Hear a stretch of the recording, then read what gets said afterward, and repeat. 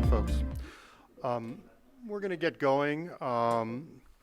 I think this is the part of the introduction where you're supposed to make a joke. India is a half hour off on the international calendar, and so we're right on time in the rest of the world. We are really pleased to be here today. Happy Purple Thursday. For those of you that know me, purple on Thursday is a must. It's a Chinese tradition. If you wear purple on Thursdays, you're prosperous. So I see some prosperous people here. Socks count and things like that. So thank you for being here. I want to start today with a few thank yous. First, I want to thank the government of Telangana for inviting us here today. It's been a long time coming, and we're so very pleased to be here at this beautiful university. ISB has been a gracious host.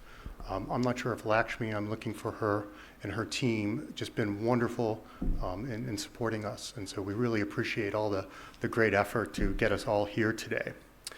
I also want to thank a few of our sponsors and those members at USIBC that have been supporting our privacy activities over the last 2 years. In particular, Google and Facebook have, are supporting this event, but there's been a large number of other companies and civil society that have been working with us to help educate the community around privacy and help develop capacity here in India. A few of those companies are Covington and Burling, who are our knowledge partners, and they help us lead a privacy working group that we have at USIBC that has about 200 people and about 75 different companies. And we have different types of privacy and compliance people that are involved in that group. And other supporters of that have been TransUnion, Disney, and others. Also overall, the USIBC membership, we couldn't be doing this if we didn't have our support from our members. In particular, the brain power in this room has been really tremendous. For those of you that are not members of USIBC, I do encourage you to consider joining the family. I think today's conversation will show the just incredible capabilities that we're able to talk about pressing issues that we have here between the US and India relationship. In the room today, as you look around, we have really a widespread and dynamic group of folks. We have people here today from Japan, from Singapore, from Europe, the United States, and India. And I think that really is telling about the whole nature of privacy. It's a foundational issue in the digital economy. It's sort of relatively new to the debate. To some extent, people say, what is privacy? Is it cross-border data flows? Is it data localization? Is it fake news, data fidelity, those sorts of things? Or is it something different? And it's really a combination of all of those, but it is a fairly narrow field of regulation. And it's been developing for, I don't know, about a decade now. And it's really come to a head in the last couple of years. And in particular, I think it's critical to note that there's no right or wrong here, that privacy is very contextual. What is private in a place like China or Africa might be very different than what privacy means in a place like India or the United States.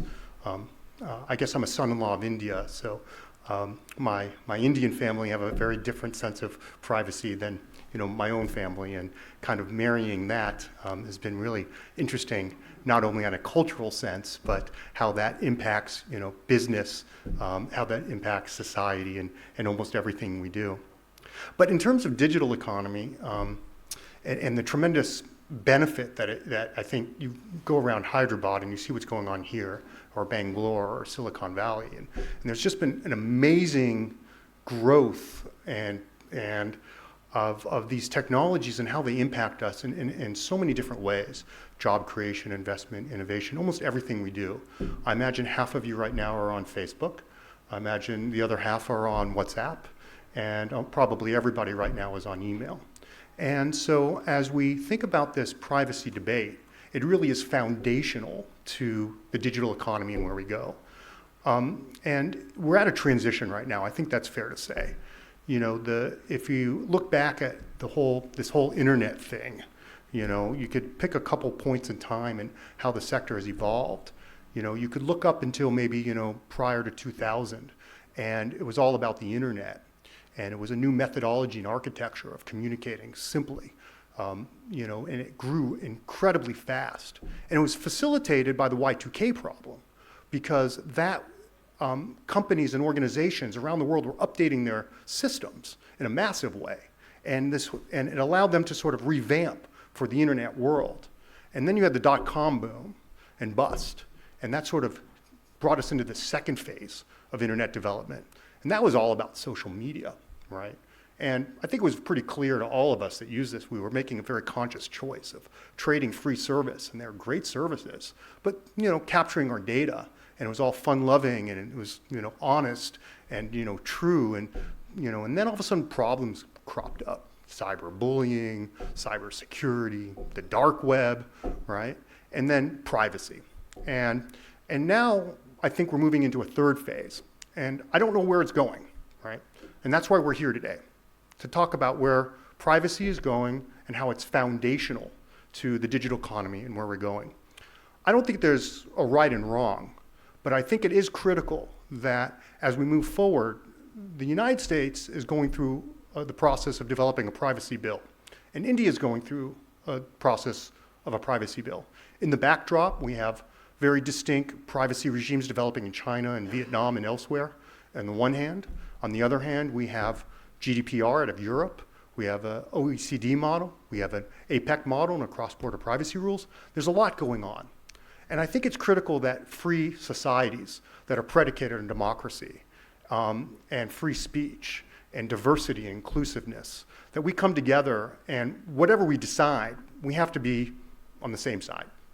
And that means in this next generation of digital development, it'll allow us, US and India, two economies that are so integrated, so many levels, to really drive forward.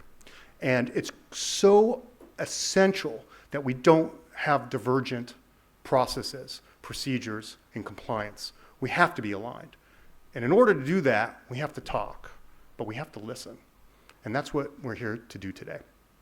So I am so very pleased to have the Consul General of Hyderabad, Catherine Hada, and the Principal Secretary, Jayesh Rajan.